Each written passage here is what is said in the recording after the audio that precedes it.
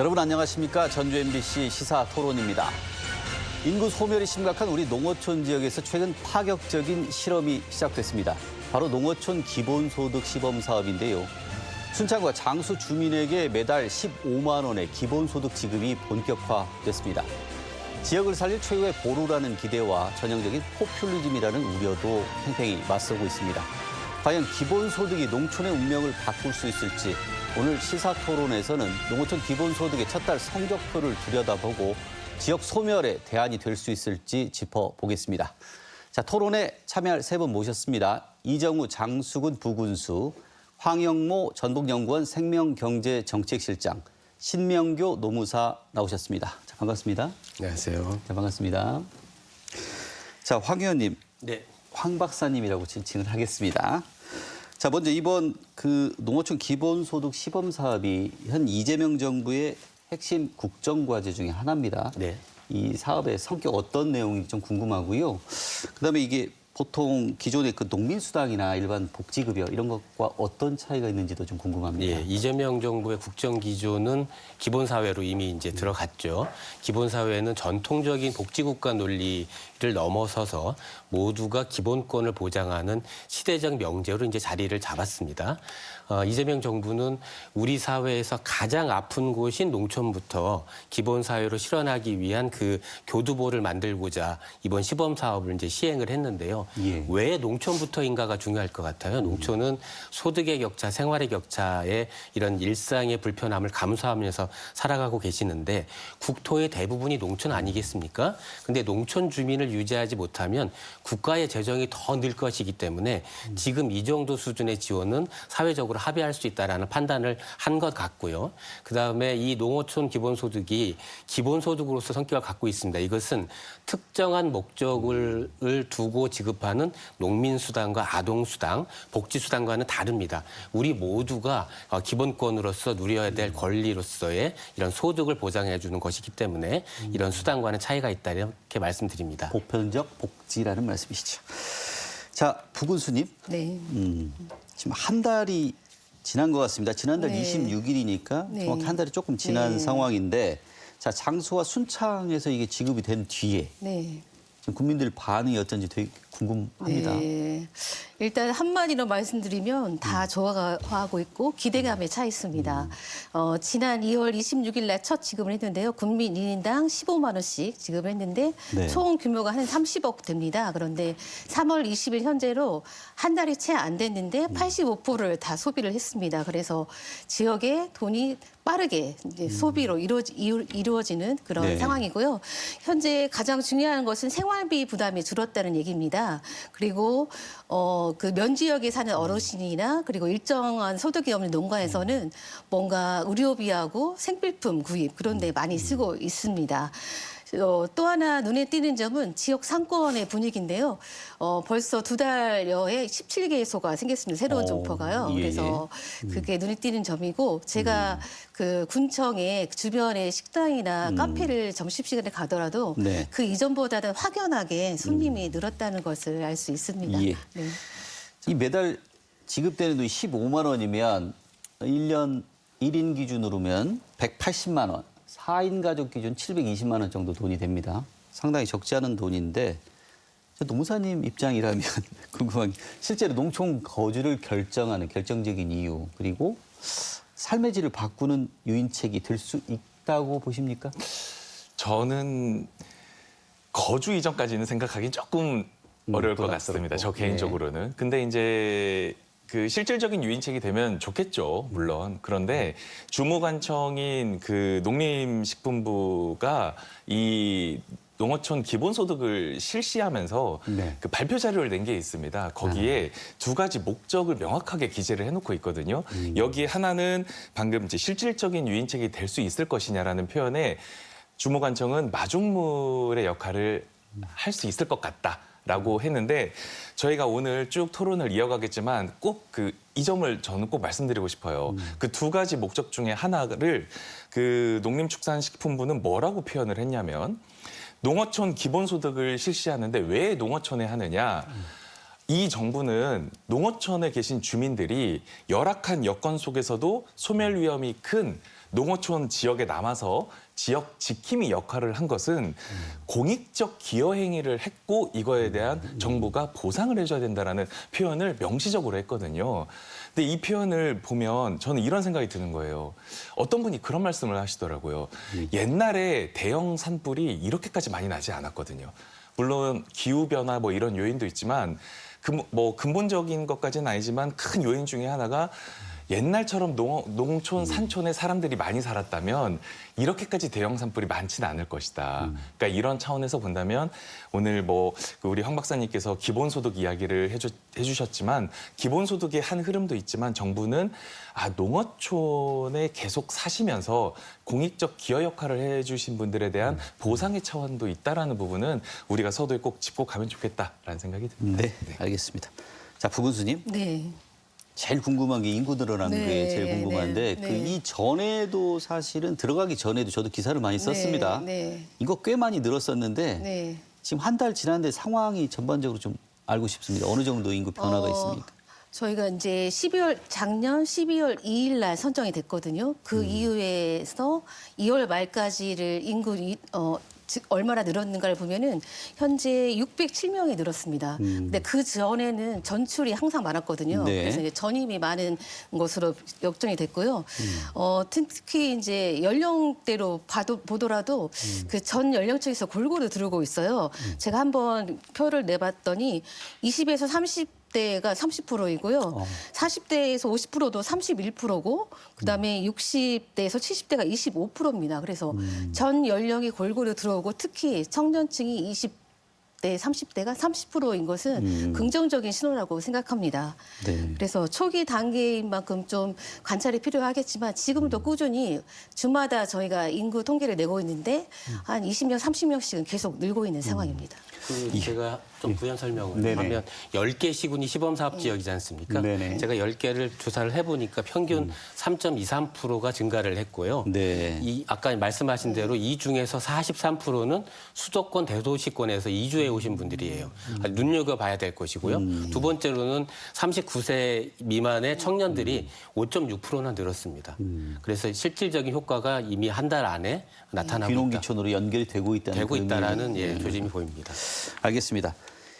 자, 지금 이 기본소득 카드가 현재 지금 이용되고 지금 시작된 게 대상지가 인구 소멸 지역입니다. 89개 지역 중에 이제 선택을 해서 지금 10곳을 들어가고 있는데 자, 이 기본소득 카드가 우리 인구 소멸 지역의 농어촌 지역의 운명을 바꿀 수 있는 근본적인 대안이 될 수 있을까? 아니면 아주 일시적인 단기 처방에 그칠 것인가 하는 문제를 세 분께 한번 공통 질문을 한번 드려보도록 하겠습니다. 먼저 신 노무사님께서. 네. 이게 단순히 현금 지급의 경험은 우리 국민들이 대부분 갖고 계시거든요. 지역사랑 상품권이라든가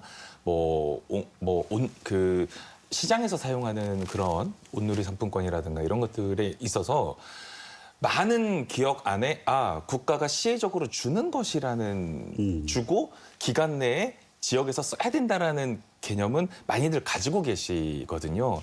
근데 국가가 이 정책을 입안하고 시행하는 근본적인 목적은 지역의 자생적 순환 경제를 이뤄낼 수 있느냐라고 저는 보거든요. 네. 그래서 아까 부 교수님께서도 인구가 이렇게 늘었습니다를 말씀하신 게 아니고 17개나 새로운 점포가 생겼습니다라는 네. 표현이 저는 정확한 그 결이라고 생각해요. 예. 그래서 이렇게 이어지는 자생적 순환 경제가 2년 동안 어디까지 정착이 되고 어디까지 선순환될 것인가. 저는 여기에 여기가 중점적으로 우리가 봐야 될 그 부분이라고 생각합니다. 예. 네. 우리 부구수님한테도 좀. 농어촌 기본소득이 이렇게 문제를 해결하는 운명을 바꾸는 해결책이라고는 지금 단언하기는 힘들지만 이 초기 상황에서 기대감과 가능성이 있다. 저는 이렇게 보고 있습니다. 실제로 이제 국민들이 4인 가족인 경우에는 월 60만 원의 소득이 들어오거든요. 그래서 안정적으로 그 안정망이 될 수도 있고요. 그리고 장수군의 경우에는 월 30억 정도가 돌기 때문에 그게 선순환 구조를 하면 몇 배가 되거든요. 그래서 창업의 기회가 될 수 있습니다. 그래서 이외의 효과도 일어날 것이라고 보기 때문에 뭔가 출발점, 그 위기를 타개하는 출발점이 될 수 있다. 그렇게 말씀드리고 싶습니다. 예. 네. 황 박사님. 저는 이제 농촌 정책의 예. 관점에서 말씀드려볼까 네네. 하는데요. 그동안 농식품부의 농촌 정책은 생활의 물리적 인프라를 깔면 주민들이 살고 행복할 것이다라는 전제로 사업을 했습니다. 이른바 보조금 사업이었죠. 그런데 결과는 우리가 직면한 현실이고 이런 상황에서 문제를 해결할 수 있는 방안으로서 사람에 주목한 이른바 보조인 정책으로 이 농어촌 기본소득 시범 사업의 의미를 찾아야 된다고 생각합니다. 사람이 살아야 지역이 사는 것 아니겠습니까? 그러니까 어떻게 보면 뭐 혁신적인 정책은 아니지만 정책의 이런 작동의 방식을 예전에는 사람을 2차 변수로 생각했다면 지금은 사람이 직접 지원해서 지역의 활력을 도모해서 지역을 유지한다. 이런 정책의 전환이 의미가 있다. 저는 이렇게 봅니다. 예. 하여튼 근본적 대안으로서의 충분히 가능성을 보여주고 있다는 말씀으로 이해를 하겠습니다. 자, 부군수님, 아까 네. 이 상점이 지금 17개 늘었다고 네, 네, 말씀을 네, 하셨잖아요. 이 네. 구체적인 데이터 수치가 지금 확인이 되고 있는 것 같습니다. 네. 지금 2달 정도 됐는데 상점이 이제 17개 생겼고요. 장수읍에 12개, 면지역에 7개 생겼습니다. 그리고 지역사랑 상품권 가맹점이라고 지역사랑 상품 화폐를 쓸 수 있는 그런 업종이 있거든요. 거기가 원래는 그 전에는 676개였는데 837개로 늘었습니다. 161개가 늘었는데 이것이 의미하는 바는 소비가 다양하게 할 수 있다. 그래서 소비를 다양하게 하고 자기가 원하는 걸 살 수 있으면 삶의 질이 높아지잖아요. 그런 측면이 있고요.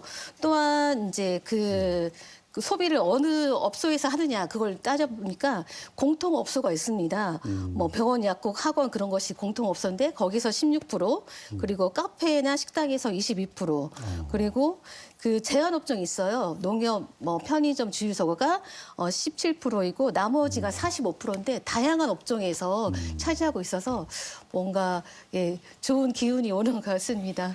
예. 알겠습니다. 자, 노무사님, 요거는 사실 이 전부터 우리가 이 뭐 식품 사막화 문제인데 우리가 사실 시골에 사시는 분들이라고 뭐 옆에 들녘에 뭐 파, 양파 이렇게 널려 있을 것 같지만 실제 이 신선한 농산물을 먹기가 쉽지가 않은 경우가 많습니다. 그 식품 사막화 문제인데 그만큼 우리가 그 식료품을 구매할 수 있는 자체가 상당히 부족한 게 면적 같은 경우는 두드러지고 있고요. 그게 실제 상황인데 이번 시작한 이후에도 인프라 부족이나 이런 부분들 문제가 좀 많이 있을 것 같은데 이거 어떻게 좀 보완할 수 있는 부분이 있겠습니까? 그러니까요. 저는 모든 정책 설계는 양면성이 있다고 봅니다. 근데 일단은 계속 좋은 점만 말씀하시는 우리 부군수님 앞에서 이런 말씀드리기가 좀 죄송하기는 한데요. 말씀해 주셔야 됩니다. 아무래도 불만이 완전히 없을 수는 없을 것 같아요. 왜냐하면 쓰라고 돈은 줬는데 쓸 데가 없다라는 거죠, 기본적으로. 근데 군이 원래 그렇고 조금 이건 나중에 부군수님이 좀 뭐 자막이나 설명이 있으면 좋겠는데 읍에 사시는 주민들은 읍과 면에서 다 사용할 수 있지만 면에 사시는 분들은 5대 업종 말고는 딱 면에서만 사용해야 되잖아요. 그러니까 그런 불만도 있을 수 있고 또 우리 사회자님께서 말씀하셨지만 농촌에서 신선식품을 구입하는 거는 그 하나로마트밖에 없지 않습니까? 근데 하나로마트하고 주유소 편의점은 한 달에 이제 5만 원까지 묶어 놓으셨어요. 그러면 저는 이제 그런 개선이 있어야 된다고 보거든요. 그러니까 예를 들어서 4인 가족 기준으로 60만 원이라는 돈이 있어서 그 면 단위는 또 6개월 안에 소진해야 되고 읍은 3개월 안에 소진해야 되는데 가족끼리 그래도 가족 수가 많으면은 조금 분배해서 너는 이번에 뭐 주유를 해라. 네 거로는 뭐 이렇게 할 수 있는데 혼자 사시는 어르신이 계시다면 내가 저번에 하나로마트 가서 얼마를 장봤더라? 주저주저 하게 되거든요. 그럼 이게 그런 분들 입장에서는 그걸 매번 기억하기도 힘들고 그러니까 이런 편의성은 좀 제고하려는 노력이 있으면 좋겠다라는 생각이 들고요. 쓸 데가 없다. 이 문제는 시범 사업을 해보면서 그 우리 기초주무관청에서 좀 조율할 수 있게 그 시범 사업 시행 지침을 보니까 재량을 좀 열어놓으신 조항들이 있더라고요. 이렇게 하시면 되지 않을까라는 생각이 듭니다. 자, 황 의원님, 네. 황 박사님, 연구위원님이니까 항상 이렇게 호칭이 섞이네요. 자, 이게 지금 기본소득과 관련해서 이미 경기도 연천에서 한번 지금 시행을 해본 거 시범적으로 시행을 해봤죠. 그 데이터가 좀 가지고 있는 것을 좀 알고 있습니다. 예. 근데 이 중요한 거는 결국에는 정책적으로 성공했다는 평가를 가져야지만이 그 다음에 전국적인 시행도 가능할 건데 그 조건이 어떤 게 있겠습니까? 일단 연천군 청산면에 4년 4천 명 규모의 면 단위에서 시행한 결과 네. 세 가지 영역에 이런 긍정적 효과가 확인이 됐습니다. 첫째는 앞서 부군수님도 말씀 주셨던 지역 경제 이런 활성화의 성과가 나타났죠. 4년 동안 면의 가게가 31개가 늘었으니까 크게 는 거고 그다음 매출도 평균 15%가 늘었다고 이제 집계가 된 거고요. 이게 경제적인 이고 두 번째로는 개인적으로 그동안 활력이 저하됐던 농촌 주민들에게 이렇게 구매력을 주니까 자존감이 올라갈 거 아니겠습니까? 그러다 보니까 가족과의 관계, 그다음에 이웃과의 관계, 이런 사회적 관계까지 늘어가서 아주 중요한 이런 성과가 확인이 되었고 이것을 국민주권정부가 출범하면서 바로 그 모델을 이제 전국화하기 위한 뭐 이런 과정에 있는 거라고 이렇게 봅니다. 도내에서도 장수하고 순창 지역은 이제 국가에 선정이 돼서 시행을 하는 거고 우리가 그쪽에 무주 같은 경우는 하려고 이제 들어가려 실패는 했지만 그럼에도 불구하고 자체적으로 지금 180만 원을 장수하고 순창을 주지만 여기는 80만 원 정도 우리가 주겠다 해서 쥐어짜서 이제 그 돈을 주기로 했습니다. 시행을 했고요. 근데 이게 시군마다 지금 다 하는 건 아닙니다. 이 군지역 인구 소멸하는 지역에 대부분 재정 여건이 열악한 부분 그것조차도 시행을 못 하고 있는 곳이 많은데 아무래도 어디에 사느냐에 따라 혜택이 갈리는 문제. 또 어디를 시행하고 그렇지 않으면 또 인구를 서울에서만 뭐 데려오는 게 아니고 수도권에서만 데려오는 게 아니고 지역의 인구도 이제 흡수할 수 있어서 인구 뺏어먹기라는 얘기도 좀 나올 수가 있는데 자 이런 부분에 대해서 이 복지 격차 문제, 재정 여건에 따라서 갈리는 복지 격차 문제 어떻게 생각하시는지 좀 들어보도록 하겠습니다. 우리 네. 황 박사님부터. 예. 이제 우리가 기본소득은 민생회복지원금처럼 이게 한번 주고 마는 그러니까 단선적으로 끝나버리는 이게 아니라 이렇게 돌고 도는 구조이기 때문에 지자체가 현재 재정 여건이 열악하긴 하지만 그것을 통해서 일부의 또 이런 그 세 수입에 또 기여하는 바도 분명히 나타날 겁니다. 근데 여기서 우리가 눈여겨봐야 할 것은 우리가 민생회복지원금을 지급할 당시에 지자체가 재정 여건이 모두 열악했지 않습니까?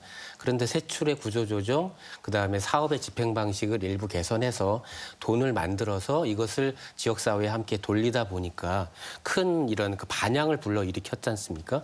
그런 점에서 무주군의 경우에도 저는 단순하게 선거를 앞둔 포퓰리즘으로 보기보다는 대통령께서도 타운홀 미팅에서 국무회의에서 계속 강조하다시피 지자체가 어려운 여건에서 무엇을 어떻게 해야 될지에 대한 그 사례로서 저는 의미가 있다고 보고 우리가 지방선거를 앞두고 이러한 이제 혁신과 변화를 우리가 지역에서 어떻게 만들지에 대한 큰 가이드로서 의미가 있지 않을까 이렇게 생각합니다. 한 말씀만 드리면 이게 2년 후에 본사업이 되면 도시로부터 농촌으로 아마 인구가 이동할 겁니다. 농촌 지자체에서 농촌 지자체로 인구 뺏고 빼앗는 이런 치킨 게임은 되지 않을 거다. 저는 이렇게 봅니다.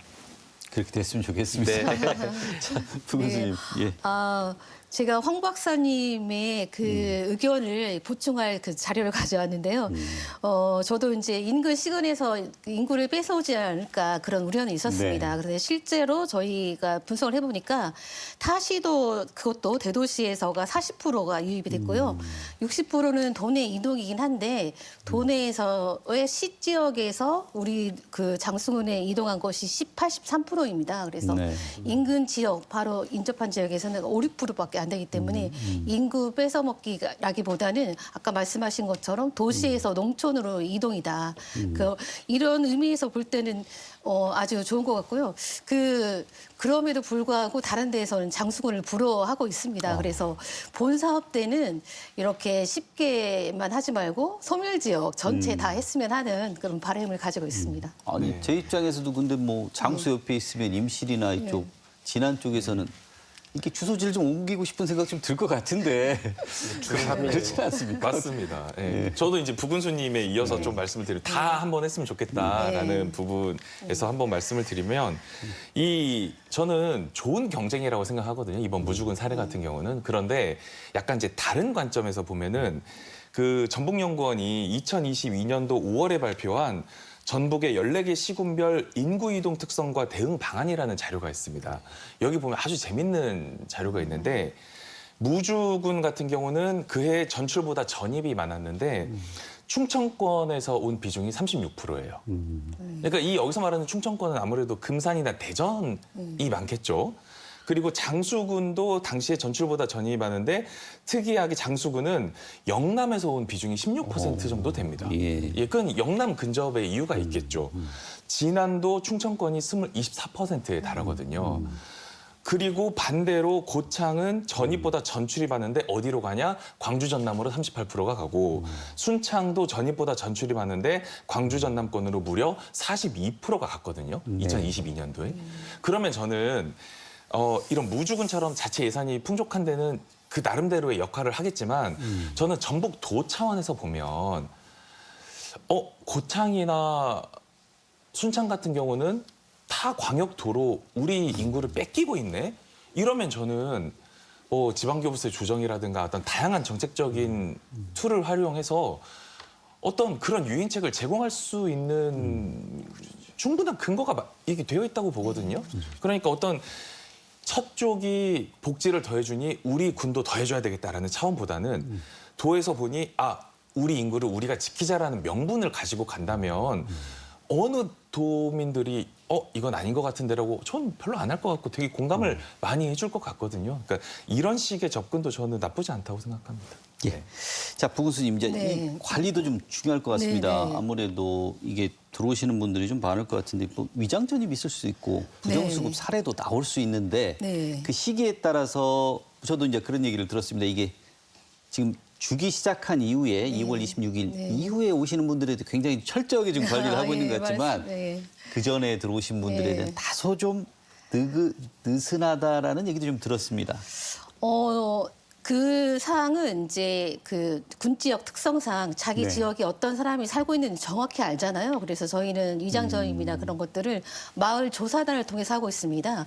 마을 조사단은 마을 이장이나 그다음에 담당 직원, 분유 회장을 통해서 하고 있는데 그분들은 누가 정말 사는지 안 사는지 잘 알잖아요. 그래서 네. 기존에 있던 사람들은 다 살기 때문에 그런 거고 새로 전입하신 분들은 3개월간 그 추이를 보고 3개월 후에 진짜 산다 하면 그때 줍니다. 그리고 또 하나 지금 위장 전입이 줄어든 것은 당초에 그 농림부에서 5일을 장수군에서 숙박을 해야만 주었는데 최근에 3일만 장수군에서 자더라도 주는 것으로 좀 완화가 돼서 지금 이제 외부에서 아니면 도시에서 4일 살고 금토일을 장수에 살면 줄 수 있거든요. 그렇구나. 그래서 예, 그런 상황을 때문에 이상 전입 사례가 그렇게 많이 발생할 것 같지는 않고요. 그래도 이제 부정 수급이 확인이 되면은 관련 규정에 따라서는 엄정하게 대응할 계획입니다. 네. 좋은 정보를 주셨습니다. 이거 참고를 좀 해야 될 것 같습니다. 자, 황 박사님. 네. 이 결국에는 이건 뭐 다 이거는 돈 문제니까 재원 문제. 재원만 많으면 뭐 다 줄 수 있을 것 같은데 그 결국에는 이게 지금 국가 재원 최근에 지금 법안이 올라온 걸 보면은 국가가 기존엔 433에서 국가 그다음에 광역단체, 기초단체가 433에서 최근에는 2.5 이런 형식으로 좀 변화가 되는 것 같더라고요. 그렇게 따질 때 현재 지금 그 89개 그 인구 소멸 지역이니까 현재 지금 3천억이면 대충 이게 한 5조, 6조 안쪽에서 기본적으로 전체적으로 시행을 하더라도 최근에 대통령께서 이거 뭐 2년 하다가 말면 어떻게 하냐, 또 지속 가능성 가져야 된다라는 말을 타운홀 미팅에서 직접 하셨지 않습니까?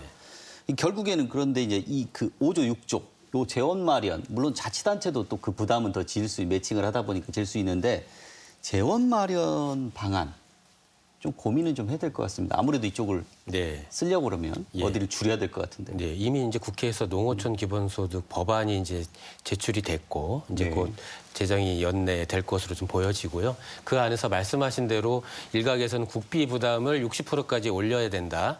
그리고 힘 있는 부처가 주무부처가 되어야 하겠다. 이런 요구까지 좀 일고 있습니다. 네. 그러니까 이제 지방의 입장에서는 세입의 구조를 늘리는 거죠.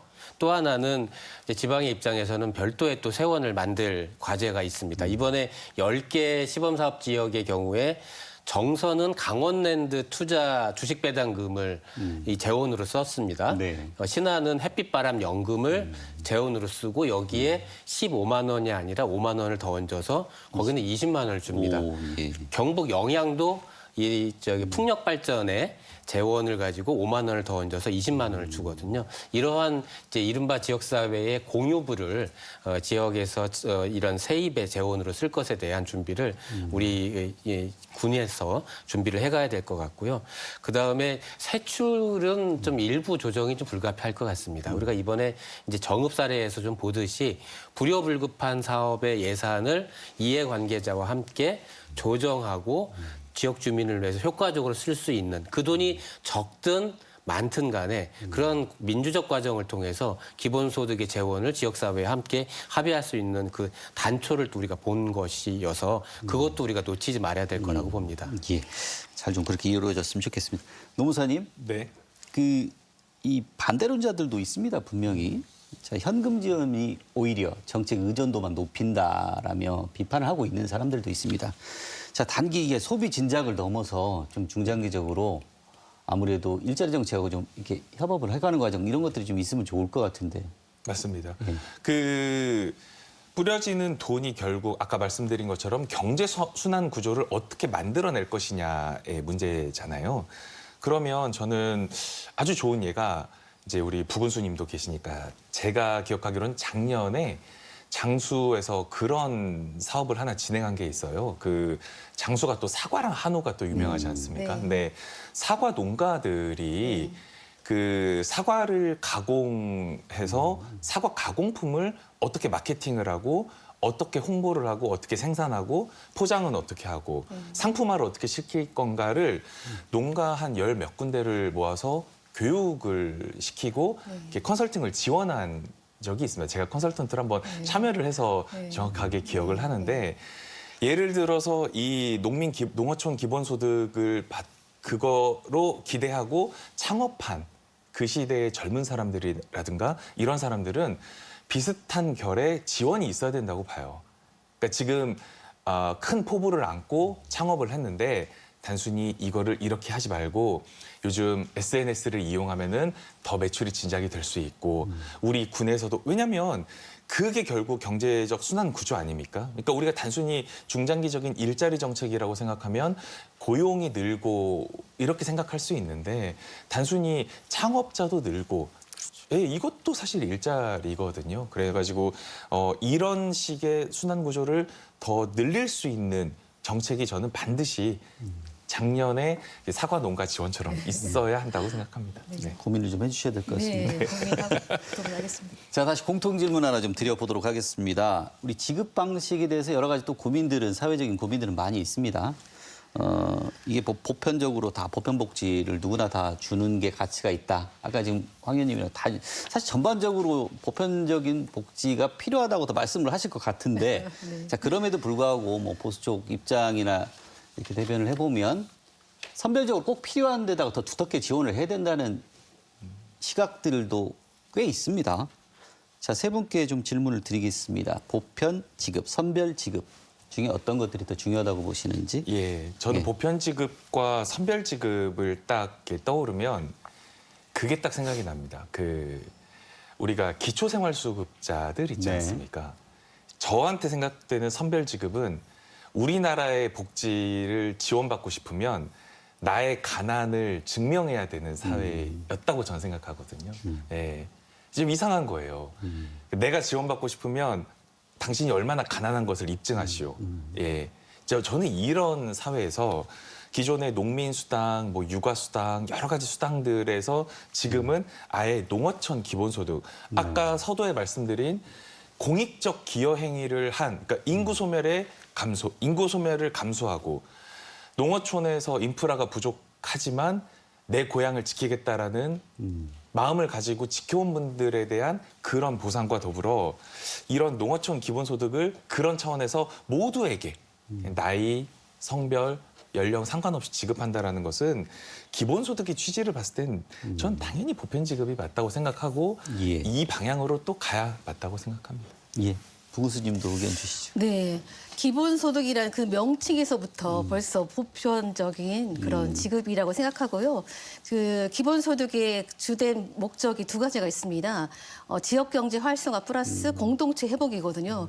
그런데 지역경제 활성화, 공동체 회복은 국민 모두가 같이 참여해서 이루어낼 것이지 어떤 특정 계층한테만 맡길 것은 아니거든요. 그래서 지금까지의 복지는 뭐 그 취약계층이나 뭐 빈곤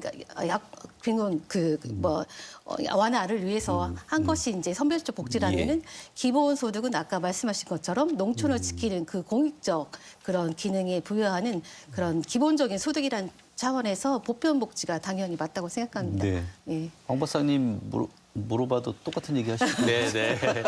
예, 아니 다만 이제 아까 우리가 지역 순환 경제 얘기할 때 순창군 풍산면 사례를 꼭 말씀드리고 싶었습니다. 예. 이제 구매력이 있으니까 주민들이 주민자치회로 주민자치위원회를 전환을 하고 주민자치회가 사회적 협동조합을 만들어서 기본소득의 구매력이 풍산면에 얼마인지 나오니까 이것을 상품으로 조직화해서 직접 나가서 일하고 매출을 올리고 또 지역에 순환하는 재료가 이런 구조를 지금 실험하고 있거든요. 이렇게 우리가 면 단위에서 지역의 사회 서비스, 생필품을 제공하는 조직이 늘고 그 안에서 일자리가 늘어나는 이런 전개들이 나타나고 있기 때문에 예, 정말 우리가 앞으로 계속 좀 주목해야 될 거라고 봅니다. 예. 자, 오늘 준비한 시간이 많이 흘렀습니다. 이제 마무리 말씀을 좀 들어야 될 것 같은데 사실 기본소득에 대해서 큰 이견은 없는 것 같습니다. 상당히 의미 있는 정책이고요.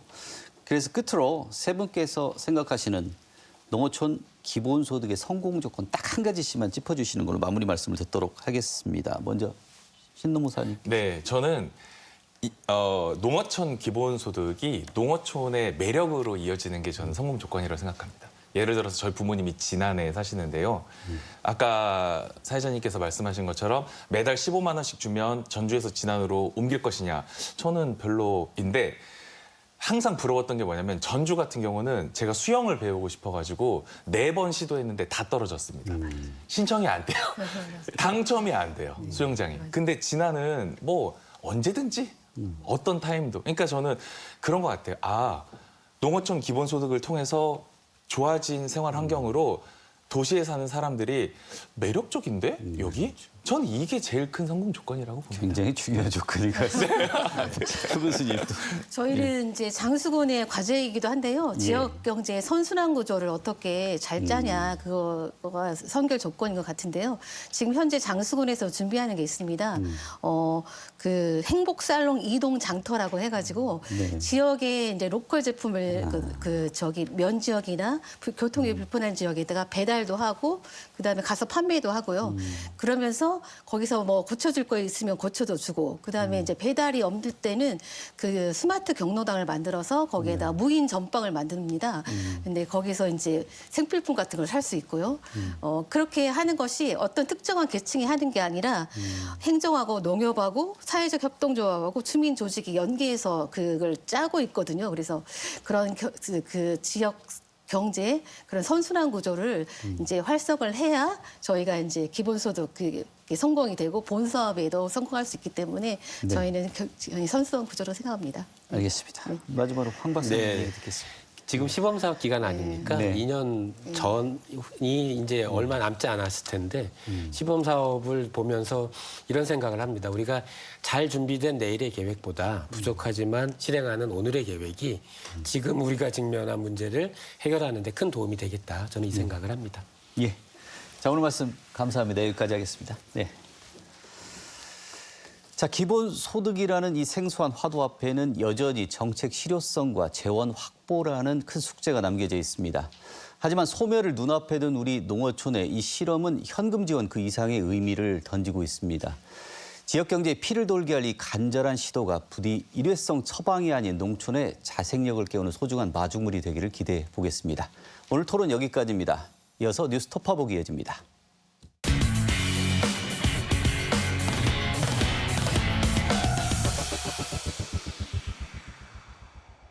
한 주간 이슈 살펴봅니다. 뉴스 톱파보기 장충석 변호사와 함께합니다. 안녕하십니까? 안녕하십니까? 자, 첫 주제로 하계 올림픽 이야기부터 좀 해보겠습니다. 전북 자치도가 추진하는 2036년 하계 올림픽 유치 계획에 큰 암초를 만났다고 합니다. 자, 경제성 조사 결과에서 중대 오류가 발견됐다고 하는데 어떤 내용입니까? 예, 그 전북특별자치도가 한국스포츠과학원에 조사 의뢰한 올림픽 유치 사전 타당성 조사에 대한 내용인데요. 그 경제성을 나타내는 비용 대비 편익 비율 그 지표에서 오류가 있었다는 겁니다.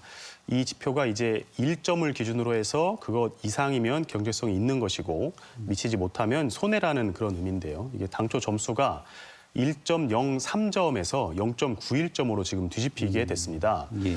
쉽게 얘기해서 이제 100원을 투입을 했을 때 103원이 회수되는 것으로 보고가 됐었는데 오류를 수정하고 보니까 91원만 회수되는 그런 구조로 지금 바뀌었다는 거거든요. 그러니까 흑자 올림픽이 사실상 적자 올림픽으로 지금 바뀌었다는 건데요. 그 원인을 놓고 봤을 때 지금 이 비용과 편익을 판단하는 그 기준 시점을 동일한 시점을 기준으로 했었어야 되는데 네. 서로 다른 시점을 적용한 그런 것이 오류의 원인이었던 것으로 알려지고 있습니다. 자, 조사기관이 비용 산출 기준을 따질 때 그게 지금 이 보고서 나온 게 지금 2025년 거를 하려면 2024년 말 기준을 잡아야 될 것 같은데 그러면 비용도 아니면 편익도 2024년 기준을 잡으면 될 것 같은데 굳이 2021년 수치를 갖다 끌어다 썼다는 내용입니다. 그러면 근데 2022년, 23년도 아니고 21년을 가지고 와야지만이 경제성을 맞출 수 있었다는 내용인데 이거를 단순 계산 실수로 볼 수 있습니까? 일단 그 분석 기관 입장에서는 뭐 단순 실수라는 입장이라고 하는데요. 사실 의문점이 좀 많이 남죠.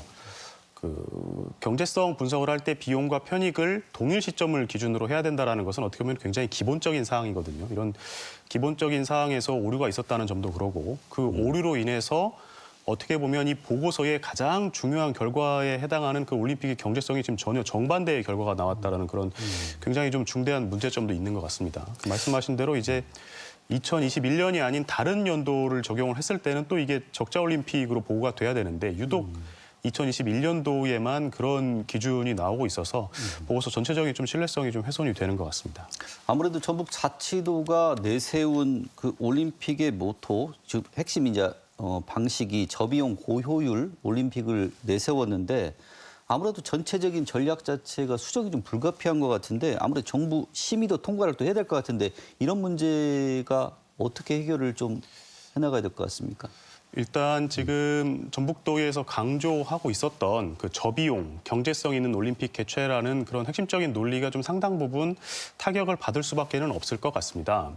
지금 해당 보고서에 보면은 어떤 오류 부분은 차치하고라도 지금 올림픽 개최에 대한 비용 부분이 좀 과소 계상돼 있었다라는 어떤 그런 지적도 나와 있고요. 그리고 그 숨겨진 비용들도 좀 충분히 반영되지 않았다 이런 지적들도 지금 나오고 있거든요. 그러니까 앞으로는 이런 부분들에 대한 좀 충실한 보완이 이루어져야 될 것 같습니다. 뭐 숨겨진 뭐 간접 비용이라든지 뭐 교통비, 인프라 이런 부분들에 대해서 좀 신뢰할 만한 수치를 좀 큰 틀에서 좀 제공을 해서 대응을 하는 노력이 필요할 것으로 생각이 됩니다. 아무래도 1억 6천만 원이나 되는 혈세가 투입된 용역인데 이런 중대 오류가 발생됐다고 하면 재검증하는 절차도 좀 필요할 거는 같습니다. 그러니까 이게 단순 수치를 바로 잡아야 된다 이런 걸 넘어서 어떻게 보면 지금 행정이 추진하고 있는 절차 자체의 신뢰도에 지금 문제가 발생한 그런 문제라고 볼 수 있기 때문에 재검증 절차가 필요할 것으로 생각이 되고요. 좀 독립된 제3의 기관에서 재검증을 거쳐서 다만 이제 그 단순히 어떤 결과를 그 알리는 것에 그치지 않고 어떤 산출 과정이라던가 근거 자료 등을 좀 충분히 공개적인 검증을 할 수 있도록 제시를 해서 어떤 투명성이라든지 객관성을 높이는 노력을 해야 될 것으로 생각이 됩니다. 올림픽 유치는 좋지만 조금 더 좀 과정의 투명성이나 이런 부분들이 좀 선행이 됐으면 좋겠습니다. 자, 다음 주제로 좀 넘어가겠습니다. 자, 전기차 보조금 이야기를 좀 해보겠는데요. 친환경 정책에 따라서 모든 그 시군에서 전기차 를 사면 일정 금액을 보존해 주고 있는데 자, 유독 익산시만 지금 예산이 반토막이 났다고 하는데 어떤 내용입니까? 예, 그 말씀하신 대로 지금 익산시 전기차 보조금 예산이 2024년도에 120억 원이었는데 그게 올해는 지금 63억 원으로 거의 반절 가까이 줄어든 상황입니다. 그래서 지금 실제 익산시에서 전기차를 구매를 희망하는 그런 시민들이 신청을 하고도 차량을 구입하지 못하는 그런 대기 수요가 지금 계속 발생을 하고 있는 상황인데요. 원인으로 지목되는 부분이 지금 그 전기차 수요 예측을 실패했다라는 그런 지점도 지적이 되고 있고 국비라던가 도비, 시비 등의 어떤 그런 예산 확보를 충실하지 하지 못했다. 이런 문제점도 지금 원인으로 지적이 되고 있습니다. 이게 지원 규모가 사실은 인구가 군산 같은 경우는 인구가 거의 비슷한데 지금 거기 같은 경우에 따져보면 익산시가 확보한 예산 자체가 군산시 한 40% 정도밖에 안 된다. 이게 지금 거주하는 곳에 따라서 혜택이 이게 차이가 나는 거지 않겠습니까? 이런 거주 형평성 문제는 어떻게 바라보고 계십니까? 형평성 문제가 제기될 수밖에 없는 그런 상황이라고 할 수 있습니다. 이 전기차 보조금이라는 것이 지방비로만 운영이 되는 것이 아니고요. 국비가 들어가죠. 국비와 지방비가 지금 동시에 매칭을 해서 편성이 되기 때문에 기본적으로 어떻게 보면 국가 정책적인 사업인 측면이 분명히 있습니다. 그래서 이제 환경부에서 국가 전체 예산을 확정을 해서 이것을 이제 자치단체별로 할당을 하게 되는데 물론 이제 자치단체별로 매칭해야 되는 그 예산에 대해서 재정 여건이라든지 정책적인 입장에 따라서 좀 차이가 날 수는 있습니다만은 지금 익산시와 군산시 사례처럼 거의 2배 반에 해당할 정도로 그렇게 큰 차이가 나는 부분은 어떤 그 예산을 배정하는 데 있어서 좀 합리적인 기준을 세우지 못한 거 아닌가 이런 의문도 좀 생기고 있습니다. 자, 익산시가 당시에 이제 전기차 화재가 지하주차장에서 크게 난 사고들이 좀 있으면서 이걸로 인해서 이제 수요가 좀 줄어들 걸 좀 예측해서 보수적으로 좀 잡았다. 이게 그러면서 예측 실패를 정확히 인정을 했습니다. 자, 그럼에도 불구하고 단순 수요 예측 실패로 보기에는 행정의 잘못이 굉장히 좀 큰 것 같습니다. 사실 이제 익산시에서 이런 문제가 제기된 것이 올해가 처음은 아니고요. 작년에도 그 전기차 보조금이 조기에 소진되는 바람에 그 수요자들이 대기가 장기간 발생했던 이런 문제가 있었습니다. 그리고 또 지금 유독 익산시가 그 도내 14개 시군 가운데 인구 대비 그 보조금 비율을 따졌을 때 가장 낮은, 압도적으로 낮은 그런 수치를 보이고 있거든요. 예.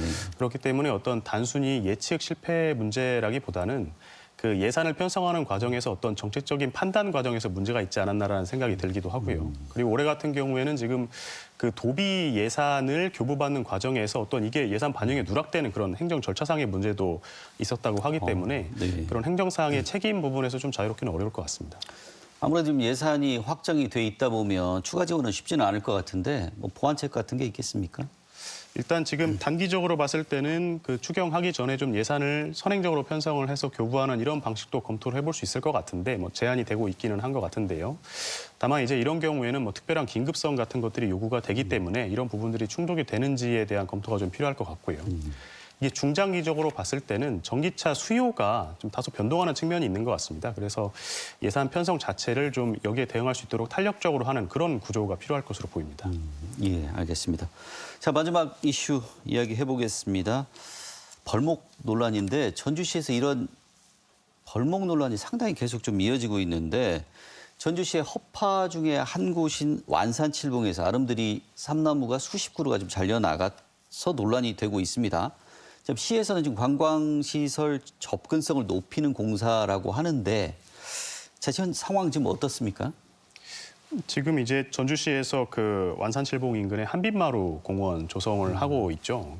이제 그 완산 벙커에서 그 힐링센터까지 도로를 확장하는 과정에서 지금 도로 부지에 편입된 그 수령이 오래된 상당히 큰 그 삼나무들을 벌목을 하고 있는 상황이라고 하고요. 현재까지 대략 30여 그루가량이 이미 벌목이 된 상태라고 합니다. 다만 이제 환경단체를 중심으로 문제 제기가 지금 이루어지고 있고 논란이 네네. 좀 커지다 보니까 지금 현재 추가 예정됐던 좀 추가 벌목은 중단이 돼 있는 상황입니다. 자, 환경단체는 이게 녹지 기본계획 법 위반, 녹지 기본계획 위반이라는 입장이고 시는 공원구역 밖이라 상관이 없다는 이야기를 지금 하고 있습니다. 어떻게 봐야 되지? 뭐가 맞는 겁니까? 법적으로 봤을 때는 아무래도 이제 그 어떤 경계선이 기준이 될 수밖에 없습니다. 그래서 공원구역 안에 해당한다면 개발 행위가 좀 엄격하게 제한이 될 것이고요. 그렇지 네. 않다면은 뭐 상대적으로 좀 자유롭게 인정이 될 것이기 때문에 전주시 입장에서 위법하지 않다 이런 주장도 뭐 가능할 수 있을 것으로는 보입니다. 다만 이제 이게 법률적으로 가능하냐 아니냐라는 문제도 있지만은 정책적인 판단 문제를 또 고려를 할 때 이 녹지 기본 계획이라는 어떤 그 상위 그런 계획이 있고 그런 계획에 보면은 이제 이렇게 완산 칠봉이 어떤 전주시라는 공간에 있어서 그 생태적인 축이라는 개념을 두고 있거든요. 그래서 어떤 이런 상위 계획의 취지라던가 이런 부분들에 부합하는 행정인가 그런 부분들에 대한 어떤 정책적 타당성 검토는 필요할 것으로 보입니다. 아무래도 이제 그 관광시설로 가는 도로를 넓혀서 좀 시민 안전을 확보하기 위한 것이라 좀 공익적 목적도 있을 수는 있고요. 아무래도 삼나무가 뭐 이게 알레르기를 유발하는 나무이기도 하고 경제성이 있는 나무도 아니기 때문에 뭐 시의 입장도 어느 정도 타당성이 있을 것 같긴 하지만 그럼에도 불구하고 생태축에 대한 얘기들이 나오기 때문에 이 유연한 설계 변경 또 아니면 뭐 대체 식재 이런 해법도 좀 있을 수 있지 않겠습니까? 아무래도 이제 그 말씀하신 대로 그 자연 경관도 보존하면서 어떤 그런 개발 목적, 이익을 누릴 수 있는 그런 지혜로운 접근법도 고민을 해볼 수 있을 것 같습니다. 뭐 단순히 이제 벌목을 해서 도로를 넓힌다 이런 접근보다는 그 경관을 훼손하지 않도록 뭐 도로에 좀 선형을 조정을 한다든지 폭을 유동성 있게 한다든지 옹벽을 설치를 하더라도 현재와 같이 이렇게 뭐 직각으로 그 절개를 해서 옹벽을 설치하는 것보다는 조금 자연 경관과 어우러지게 한다든지 이런 그 개발 이익과 자연 경관 보존 목적을 동시에 달성할 수 있는 어떤 그런 정책적인 고려가 필요하지 않나라는 고민도 드네요. 아무래도 이제 전주시는 뭐 논란이 생기자마자 벌목은 중단을 했습니다. 그래도 이제 관광 활성화라는 분명히 실익은 있을 거고 또 환경 보존이라는 목적도 좀 있어야 될 것 같은데 좀 시가 좀 우선적으로 검토해야 될 부분은 어떤 부분이 있겠습니까?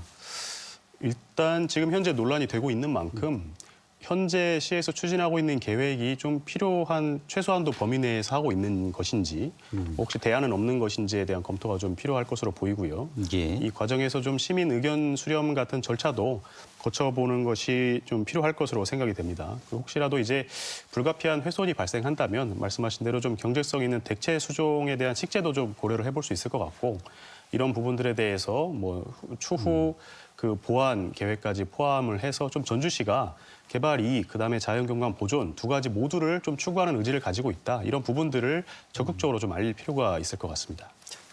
자, 오늘 말씀 잘 들었습니다. 자, 관광시설의 접근성을 높이는 일도 도심의 생태축을 보존하는 일도 모두 행정의 고민일 겁니다. 다만 그 과정에서 매번 공감대 형성이 부족했다는 아쉬움이 남는데요.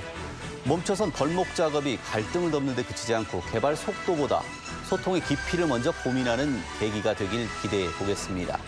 전주 MBC 시사토론 여기서 마치겠습니다. 시청해주신 여러분 고맙습니다.